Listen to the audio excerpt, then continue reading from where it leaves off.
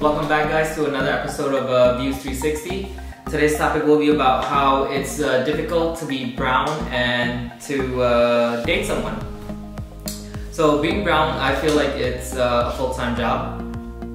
You have your life with your friends, your coworkers, people at school, and then when you come home, your life with your parents. I feel like it's two different worlds, and you're constantly trying to juggle one with the other or have an equal balance. You don't want, leaning on one side more compared to the other side, whatever.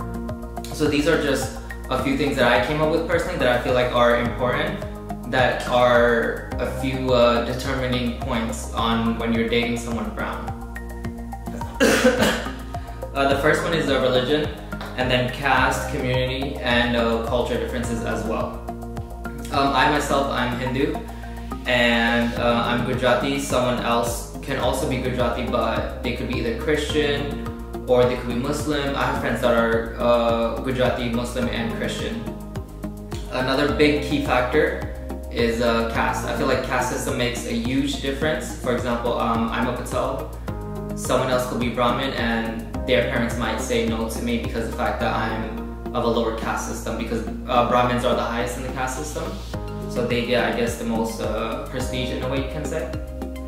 And as far as community goes, two people could be Gujarati and just have a different last name. Like I'm a Patel. The girl could be either Asha, Desai, Modi, Rana, and the parents might still say no because of the fact that we're from two different communities. Culture differences. Someone else could be Punjabi, someone else could be South Indian. For me, Gujarati, of course. And one example I can think of is how things are done at a wedding. I'm sure a Punjabi wedding is a lot different than a Guju wedding, and also compared to a South Indian wedding. Individual households, the differences. We both could be Gujarati and Patel, and the way things are run in your house might be a lot different than the way things are run in somebody else's house. And for example, let's say the girl who I get married to or whatever, she would be raised one way compared to me who was raised a different way, and then when she comes to my house, she might feel a little bit different or out of place because the way she's used to seeing things and growing up was a lot different than how things are run in my house. And I would probably feel the same way going to her parents' house. And also I feel like one of the most important things is status. That's very big with brown people. They want to know, let's say if I was to bring a girl home, my parents would ask like, oh, what she does for a living, what her parents do, how long they've been here.